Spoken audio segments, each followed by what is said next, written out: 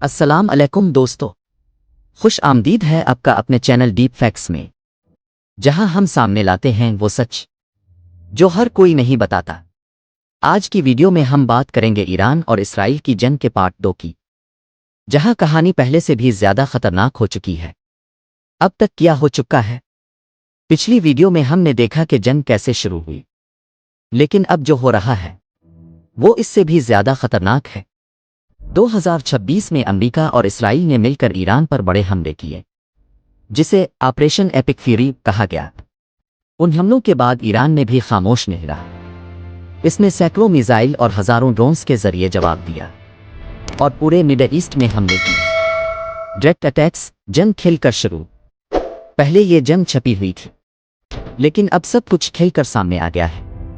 اسرائیل پر missile حملے، ایران پر فضائی حملے، امریکہ کے بیسز بھی نشانہ بنے۔ اسرائیل کے شہروں میں سائرن بجنے لگے، لوگ بنکروں میں چھپنے پر مجبور ہو گئے۔ ایران کی ابھی بھی ہوئی۔ اگر کوئی یہ سمجھ رہا تھا کہ ایران کمزور ہو گیا ہے تو حقیقت اس کے برعکس ہے۔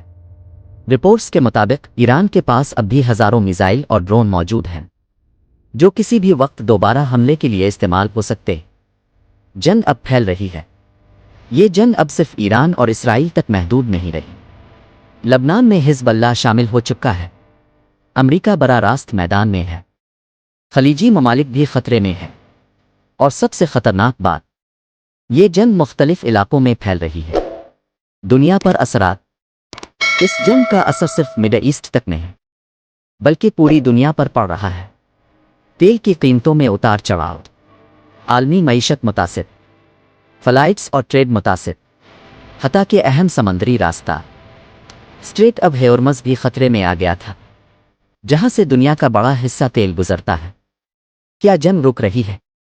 اب کچھ رپورٹس کے مطابق عارضی جنگ بندی سیز فائر کی باتیں بھی سامنے آئی ہیں۔ لبنان میں وقتی جنگ بندی ہوئی ہے اور کچھ علاقوں میں حالات بہتر ہونے لگے ہیں، لیکن یہ مکمل امن نہیں ہے۔ اصل خطرہ ابھی باقی ہے۔